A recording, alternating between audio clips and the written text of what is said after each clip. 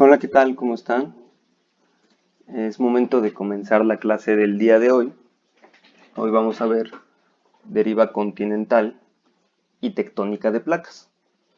Un tema muy interesante, eh, dado que nos va a dejar muy claro la dinámica del planeta Tierra. ¿Ok? Bueno, para empezar me gustaría platicarles acerca de un investigador que fue un meteorólogo y geofísico de nombre Alfred Wegener, nacido a finales del siglo XIX, cuya aportación es de suma importancia para la ciencia en general. Él es Alfred Wegener y él escribió un libro llamado El origen de los continentes y de los océanos. Este libro es de suma importancia, es muy importante. Yo diría que es casi tan importante como el origen de las especies de Darwin. ¿Por qué? Porque a partir de este libro, donde planteó eh, una hipótesis que los continentes se movían, fue como la ciencia de la geología comenzó a avanzar a pasos tan agigantados a como lo conocemos ahora. Resulta que, pues, ya desde hace mucho tiempo se habían hecho los mapas del planeta Tierra, y ya mucha gente se había preguntado eso, ¿no? Muchos habían visto que las líneas de costa de distintos continentes parecían encajar unos con otros. Pero normalmente la gente lo veía como una mera coincidencia. Para Wegener no era una coincidencia. Él sugiere en este libro que antes, hace muchísimos millones de años, existió un supercontinente que él denominó Pangea, que viene del griego y significa toda la Tierra. Y que después de tener este supercontinente, pues se fragmentó y se movieron estos fragmentos hasta quedar en las posiciones que conocemos actualmente. Pero bueno, él además de ver que las líneas de costa eran similares, pues él aportó otras pruebas, él empezó a buscar otro tipo de evidencias. Aquí es donde vemos en esta diapositiva las semejanzas entre las líneas de costa de Sudamérica y África, ¿no? Si ven cómo encajan. Y él vio estas semejanzas en todas las líneas de costa. Pero él no nada más se quedó con eso. Él también estuvo investigando evidencia paleontológica.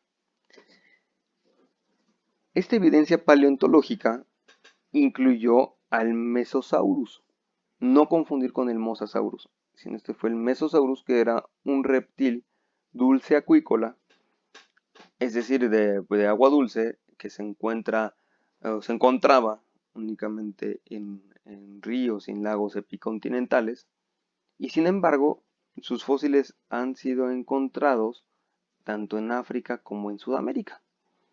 Entonces, bueno, pues ahí uno como biólogo podría pensar en quizá una convergencia evolutiva, ¿no? Dos linajes separados que tienen las mismas características, pero al tener las mismas características tanto morfométricas como adaptativas y demás que parecieran ser el mismo animal, pues lo hace muy poco probable, ¿no? Y no nada más fue no fue el único animal que él investigó, fue el único fósil. También existió el Histrosaurus, que era este animal muy emparentado tanto con los reptiles como con los mamíferos, del cual vio que existen fósiles en la Antártica, en la India y en la África, o sea, continentes que ahorita están muy alejados, ¿no? Y además tratándose de un Distrosaurus que bueno, pues era muy difícil que nadara, ¿no? Como para que encontráramos animales, bueno, fósiles de este animal en estos continentes tan separados. Otro registro fósil que él encontró y que es todavía más llamar la atención es el Glossopteris. Estas plantas antiguas, que probablemente estuvieron en climas y zonas tropicales y que bueno, ahora encuentras los fósiles en Australia, en la Antártica, en la India, en África y en Sudamérica, lo cual pues lo hace un tanto, pues muy difícil de comprender si pensáramos que estos continentes siempre estuvieron separados, ¿no? El último fósil, este Cyanognathus, un pariente de los mamíferos modernos, que también, bueno, fue encontrado en Sudamérica y África, ¿no? Que ahora vemos que están separados por un océano, el océano Atlántico. ¿Y cómo es posible que encontremos fósiles de la misma especie en lugares tan separados geográficamente en la actualidad? Pues bueno, esta fue evidencia paleontológica que ya le sirvió para añadir a su hipótesis. Pero no nada más se quedó en eso. Y además estudió los tipos de rocas y las semejanzas estructurales de las costas de América, de la costa este de América y de la costa oeste de África y de Europa. Vio que, por ejemplo, en la costa este de Groenlandia había rocas con la misma edad y con las mismas características que las rocas encontradas en Escandinavia, que las rocas encontradas en Reino Unido, y lo mismo en Brasil y en Sudáfrica, ¿no? Entonces, y además de la misma edad, lo cual pues es mucha coincidencia para que fuera coincidencia, ¿no? Y no nada más se quedó con eso. Él hizo estudios paleoclimáticos también. ¿A qué me refiero paleoclimáticos? Pues sí, a climas antiguos. En la actualidad, donde hay glaciares, los glaciares también se mueven. Y al momento de moverse los glaciares van dejando estrías, que son estos rasguños que podemos observar aquí, sobre la roca. Pues digo, sabemos que en la actualidad en climas tropicales, es decir, lo más cercano al Ecuador, pues ya no, o sea, no existen glaciares, más que en las altas montañas. Y veremos que en las altas montañas, bueno, ya son pocos los casos ahora por el cambio climático, pero lo veremos más adelante. Pues resulta que él observó que en climas tropicales y subtropicales actuales existieron alguna vez glaciares, hubo glaciaciones. Entonces, ¿eso de qué te habla? Pues te habla de que esas zonas, que ahora son tropicales, pues en algún momento estuvieron alejadas del Ecuador, ¿no? Es decir, había indicios de una glaciación en lugares que están tan separados como África, Sudamérica, Australia, la India y pues, la misma Antártida, ¿no? Por otro lado, él encontró que muchos de los yacimientos de carbón en la actualidad se encuentran en lugares alejados del Ecuador.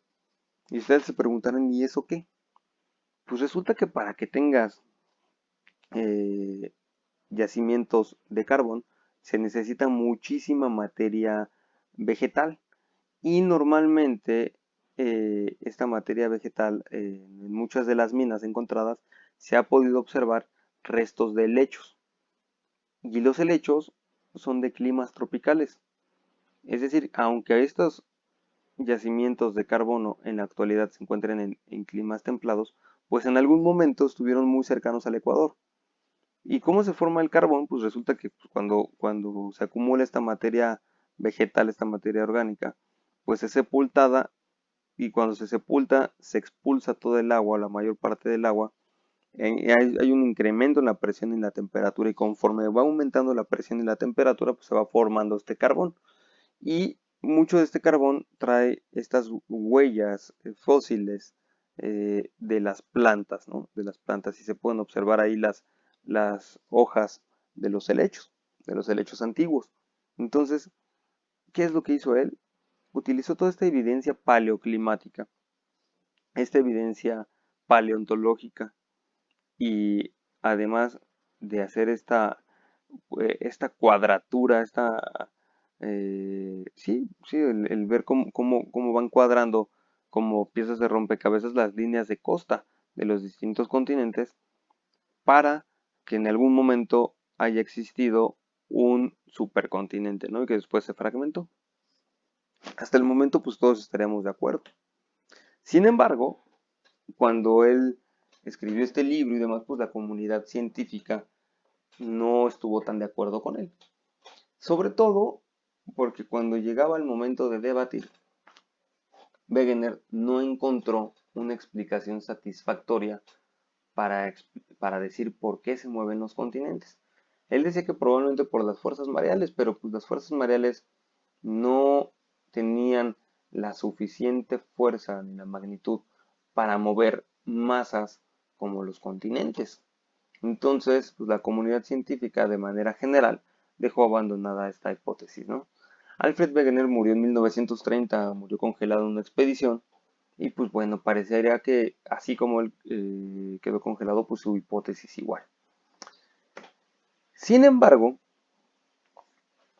en los años 30, Guadati, él comenzó a documentar la profundidad de los sismos y la ubicación de los sismos en función de la distancia tierra adentro hacia el continente. Otro investigador de nombre Hugo Benioff pudo ubicar que donde había zonas de alta sismicidad había un patrón. Este patrón es el que vemos en esta imagen, son los puntitos. Además de este patrón de sismos, también hay un patrón de actividad volcánica que son los triángulos. Véanlo. Esto es muy importante porque décadas después, cuando se acuñó el término de placas tectónicas, que en ese momento todavía no se conocía, pues se dieron cuenta que coincidía. Vean ustedes. Coincide esta actividad volcánica y sísmica con los límites, con las fronteras de estas placas tectónicas. Pero bueno, vamos a ver cómo se llegó a esto. Otro investigador de nombre Arthur Holmes, él propuso la hipótesis de la convección del manto. Lo que ya hemos visto, ¿no? Que las corrientes convectivas se originan por esta desintegración radioactiva, hay muchísimo calor, muchísima temperatura, lo cual provoca que este sólido se comporte plásticamente, este sólido que es el manto, y que tenga este movimiento de convección, es decir, al aumentar la temperatura disminuye la densidad, se eleva, al momento de que se eleva y va disminuyendo la temperatura, la densidad aumenta y se va para abajo. Entonces, este movimiento, que es el que observamos aquí, de convección en el manto, pues hace que se mueva la litosfera con él, ¿no? Pero bueno, vamos a ver más adelante. Harry Hess, otro investigador, ya en la década de 1960, él interpretó la expansión y la subducción de los fondos oceánicos a partir de la convección del manto. Entonces, ¿a qué nos referimos con expansión y subducción de los fondos oceánicos? Nos referimos a que el piso oceánico está en constante crecimiento, pero la subducción es el momento en que se destruye este piso oceánico. Después de la Segunda Guerra Mundial, bueno, después de cualquier guerra, siempre la ciencia y la tecnología tienen avances muy importantes, lo cual no hace buenas las guerras, pero sí tiene avances importantes la ciencia y la tecnología. En este caso, posterior a la Segunda Guerra Mundial, se desarrolló la oceanografía de manera muy importante y aquí fue donde se documentó la presencia de la dorsal mesoatlántica. La dorsal mesoatlántica es una zona que es como si fuera una cadena montañosa que se eleva unos 2000 metros sobre la cuenca oceánica que tiene en promedio una profundidad de 4000 metros. Aquí Hess propuso que conforme se alejaban dos masas enormes del manto, acarreaban el fondo oceánico y surgía del fondo nuevo material que va a dar lugar a esta dorsal mesoceánica, esta cadena montañosa. Y entonces se rellenaba este vacío formado por la separación de los fondos oceánicos, pero en alguna parte también este nuevo material se tenía que consumir, ¿no? Se tenía que reciclar, porque pues si no tendríamos entonces un constante crecimiento del piso oceánico, pero pues ¿qué onda con los continentes? ¿Dónde creen que se consumía este material? ¿Dónde se imaginan? Pues ahorita lo vamos a ver. Piénsenlo. Aquí en esta imagen es donde podemos ver la dorsal mesoatlántica. Esta cadena montañosa pareciera que se forma aquí a la mitad del Atlántico.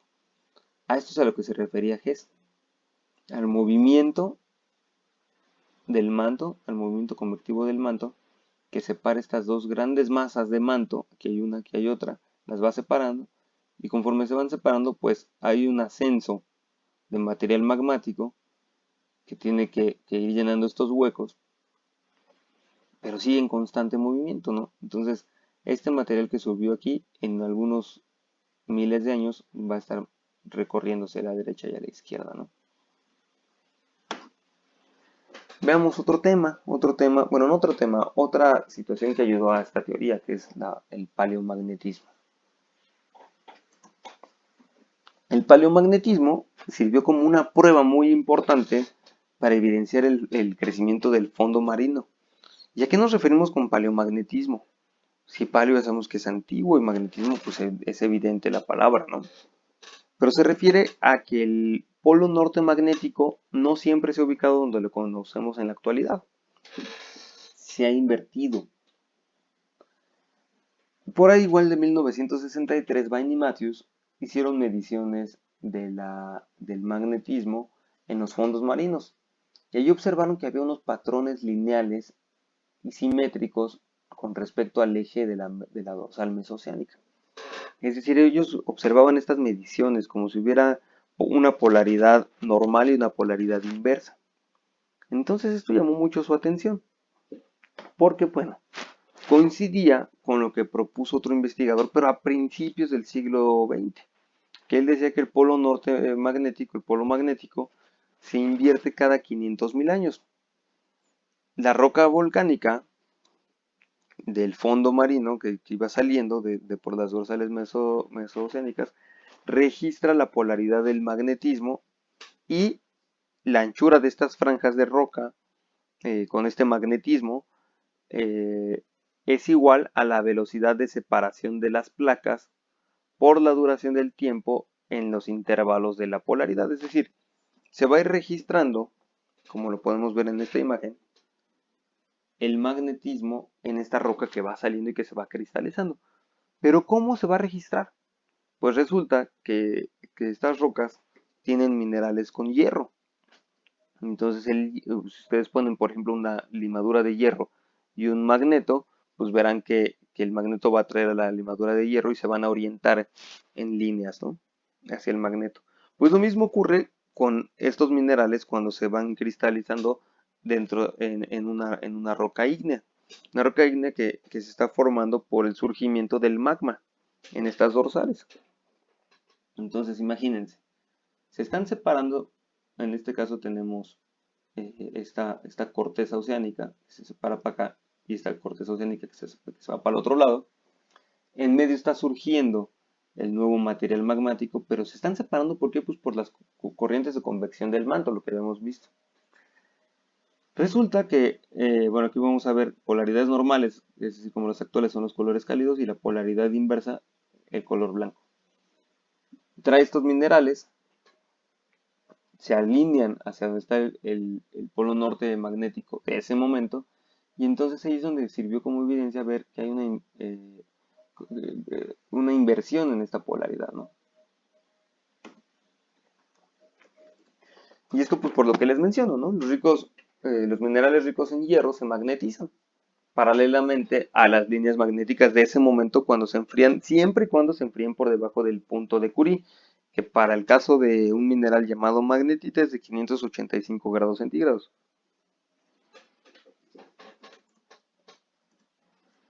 Otro investigador de una importancia relevante para la consolidación de la tectónica de placas fue Tuso Wilson, que a mediados de los 60 él acuñó el término de placa y con él pudo desarrollar el concepto de la expansión del fondo marino y realizó un modelo del movimiento de las placas que veremos más adelante. Entonces, ¿cómo lo definió? Pues lo definió como una sección rígida de la litosfera que se va a mover como una unidad sobre la astenosfera. Vamos a recordar que la litosfera es la parte más exterior de la Tierra que incluye tanto a la corteza terrestre como una parte superior del manto, que es fría todavía en comparación a lo demás, y después viene la astenosfera, que es esta parte débil del manto, ¿no? La parte superior del manto también. Entonces, la litosfera se va a mover sobre la astenosfera y esto es una placa. una placa tectónica. Aquí es donde podemos ver cómo el movimiento de los continentes se da a partir del movimiento de las placas tectónicas. ¿Por qué? Pues porque tenemos que se empiezan a separar, se empiezan a chocar, se empieza a mover conforme también se va moviendo el manto con sus corrientes convectivas y van arrastrando, van moviendo la astenosfera y la astenosfera va moviendo a la litosfera y se comienza a mover de esa manera. Y también ocurre que entonces en el centro de las dorsales mesooceánicas se va formando el nuevo piso marino, pero como se va moviendo todo esto también se consume en las zonas de subducción, lo cual veremos en un momento. Resulta que ya tenemos el término de placas, que ya vimos que las placas tectónicas coinciden con estas zonas de alta sismicidad y vulcanismo, pero también resulta que no todas las placas se mueven de la misma forma. Las placas tienen tres movimientos generales, que son los convergentes, como lo que estamos viendo en esta diapositiva, es decir, que chocan, los divergentes, es decir, que se separan unas de otras, y los transformantes, que es decir, que se desliza una con respecto a la otra. Ahorita vamos a ver. Este es el caso de las placas convergentes, lo que estamos viendo aquí en la animación debajo de la derecha, cómo chocan. Vamos a recordar que entonces, si una placa es litósfera y si la litósfera incluye a la corteza terrestre, pues que la corteza terrestre tiene dos tipos de corteza, así mismo, ¿no? Que es decir, la corteza continental, menos densa, y la corteza oceánica, más densa. ¿Qué pasa cuando choca una placa con corteza continental con una placa con corteza oceánica? ¿Qué es lo que está ocurriendo aquí en esta animación? ¿Qué ocurre? Pues que la corteza oceánica, al ser más densa, se subduce, es decir, se va por debajo que la corteza continental. ¿Y qué provoca esto? Bueno, pues provoca sismos, porque hay mucha fricción, y también provoca que haya mucho calor. Y el calor puede fundir la roca, y cuando se funde la roca, es menos densa y tiende a salir.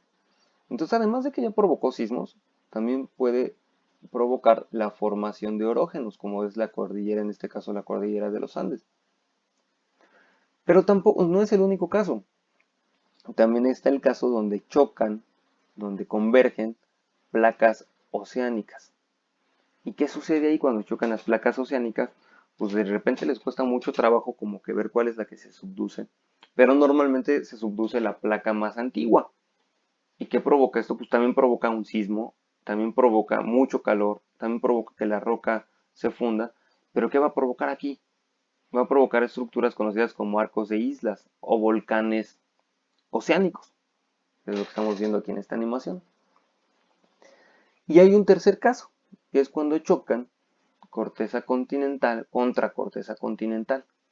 ¿Y qué pasa aquí? Que terminan por provocar la orogenia de cadenas montañosas del estilo como lo que se observa en los Himalayas, es decir, donde tenemos las cadenas montañosas más altas del planeta, donde está el Everest, y que continúa creciendo algunas pulgadas por año. Placas divergentes, les mencionaba que estas placas divergentes son todas estas que se separan. ¿Dónde podemos encontrar algunos ejemplos de las mismas? Pues ya lo vimos, en las dorsales, ¿no? Donde se está separando por el movimiento de convección y donde se separan ciertas masas del manto, se están separando. Entonces se abre la corteza oceánica, y surge nuevo material magmático. Pero ocurre lo que estamos viendo aquí en esta animación de abajo a la izquierda. Surge este material, pero sigue surgiendo, ¿no? Entonces se mueve como si fuera una banda, además porque aquí imagínense cómo está la corriente convectiva del manto, pues mandando todo el material hacia la derecha de este lado y hacia la izquierda de este otro lado. ¿Okay? ¿Existirá algún ejemplo en el continente, en algún continente? ¿O solo serán en las cuencas oceánicas? ¿Qué piensan? Les doy 5 segundos o 10 segundos para que lo piensen. Bueno, Pues resulta que sí hay ejemplos continentales y esto ocurre en el Rift africano. Van a buscar sobre el Rift, quiero que lo chequen, cómo está, ¿vale? Tenemos también placas transformantes. Estas placas transformantes son las que se deslizan una con respecto a la otra. El gran ejemplo que tenemos aquí súper cerca de México es la falla de San Andrés, ubicado en la parte suroeste de Estados Unidos y noroeste de México, donde lo que está ocurriendo es que se están deslizando estas placas una con respecto a la otra, pero también esto significa fricción y también esto significa liberación de energía, porque no es que estén así de lisitas como la imagen de aquí arriba. O sea, las placas son rugosas. Al ser rugosas hay una resistencia a este movimiento y se forman muchos sismos. ¿Ok? Aquí en estas imágenes podemos ver, no todas, pero sí las placas más grandes del, de la Tierra y vemos también el movimiento. Por ejemplo, aquí vemos la falla de San Andrés señalada con el movimiento transformante de la placa del Pacífico con la placa norteamericana en este punto. ¿Por qué digo en este punto? Pues porque resulta que también en este otro punto, aquí en la costa pacífica mexicana, la placa del Pacífico está empujando la placa de Cocos y la placa de Cocos está subduciendo por debajo de la placa norteamericana, provocando muchos sismos. Entonces vean, aquí es como se van explicando cómo son los bordes divergentes, como esto que está pasando aquí en la dorsal, perdón, en la placa del Pacífico y en la placa antártica, convergentes, es decir, donde están chocando, aquí tenemos la placa de Nazca con la placa sudamericana, están chocando, y transformantes, como lo que está sucediendo aquí en la placa africana, en la placa antártica o aquí en la falla de San Andrés. ¿De acuerdo? Aquí tenemos las placas que faltaban de ver. Y aquí hay inclusive otra zona de rift, que es el Baikal, que resulta que es un gran lago. ¿Ok? Esto grábenselo para cuando veamos lagos. Pues bueno, después de todo lo visto, ¿qué onda con esta teoría?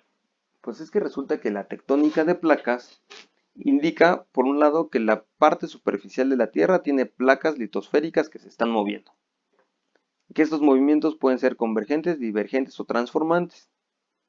Y también nos dice que en los bordes interplaca hay muchísima actividad tectónica, muchos sismos y mucha actividad volcánica. También nos indica que la dinámica de estas placas da lugar a la elevación de las montañas, a la formación y a la destrucción del piso oceánico, al movimiento de los continentes y a que la corteza terrestre esté en constante cambio y evolución. ¿Y eso qué?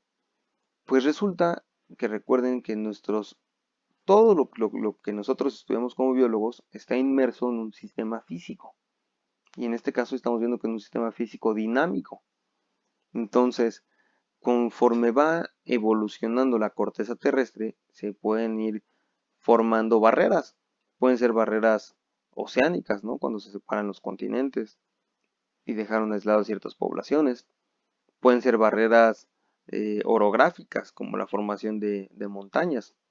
Y pueden tanto extinguir alguna especie, alguna o varias especies, como provocar la especiación y que surjan nuevas especies, ¿no? Ok, entonces véanlo también desde ese lado, biólogos. Pues, ¿y qué onda con la importancia también de esta teoría?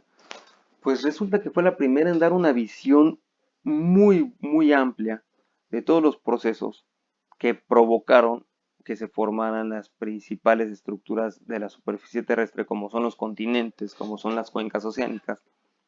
Relacionó aspectos de la geología que antes no se relacionaban, como con la geología con la paleontología, es decir, ver los fósiles, el registro fósil, la paleoclimatología y demás. Y además, y lo más importante es que es un modelo evolutivo de los procesos dinámicos de la Tierra. Es decir, no vean a la Tierra como un ente estático, sino un ente dinámico y con un dinamismo muy importante provocado sobre todo por el calor interno de la Tierra, ¿no? Donde tenemos que en el manto tenemos estas corrientes convectivas que van a mover a las placas tectónicas. Pero también en el núcleo exterior tenemos la formación del campo electromagnético que además nos da estas evidencias que se ha estado invirtiendo constantemente.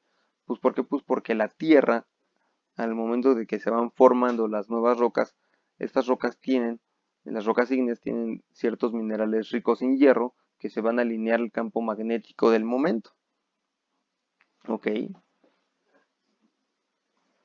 pues bueno, para finalizar, y debido a que me gusta que hagan un pequeño repaso para que les quede más claro, van a tener que responder las siguientes preguntas.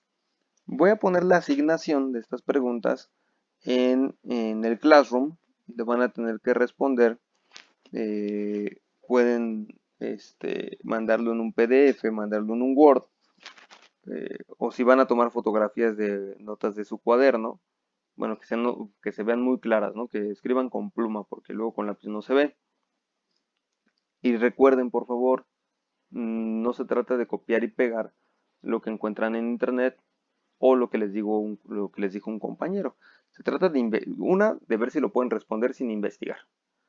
Dos, que pueden entonces ustedes este, investigar, pero sintetizar. ¿A qué se refiere? Es leen, lo digieren mentalmente todo este conocimiento y lo plasman en una respuesta que tiene que ser concisa. No son preguntas que impliquen respuestas largas. Y aquí están. La primera es, ¿a quién se le atribuye el desarrollo de la deriva continental como hipótesis? Luego, ¿dónde se forma y dónde se consume la litosfera? La que sigue es, ¿qué es la expansión del fondo oceánico? ¿Y quién formuló este concepto de expansión del fondo oceánico? La que sigue es, ¿dónde se produce actualmente la expansión del fondo oceánico? Y la última es, que dibujen los bordes de placas y mencionen el nombre de cada uno de ellos. Es decir, cómo se mueven las placas en sus límites. ¿De acuerdo? Bueno, ¿qué voy a calificar? Voy a calificar evidentemente, si yo veo que hay si hay respuestas idénticas, pues voy a tener que ponerle 0 a, a esas personas. Y recuerden lo que hablábamos del plagio. El plagio, y está como regla, implica que reprueban el curso automáticamente. Entonces digo, no vale la pena. Además que son preguntas muy sencillas, muy sencillas, que pueden responder en pocos minutos y que si es necesario que investiguen, bueno, pues investigan, pero no copien y peguen. El hecho de investigar implica que lean, comprendan y plasmen, ¿vale? Entonces, de eso se tratará. Y van a tener una semana para mandarme el cuestionario. Lo voy a poner como una asignación en este momento o para cuando terminen de ver su clase. ¿De acuerdo? Perfecto, muchachos. Pues en este caso tuvo que ser una clase asíncrona. Así tuvo que ser debido a las circunstancias. Probablemente no sea la única. Pero bueno, ya ven, de todos nos estamos apoyando en este momento, ¿no? De toda la tecnología. Cuídense mucho, por favor. Ya saben, mis consejos no salgan más que para lo necesario. Y seguimos en contacto. Cualquier duda, lo veremos la clase siguiente. Que tengan un excelente día y un feliz inicio de semana. Hasta luego.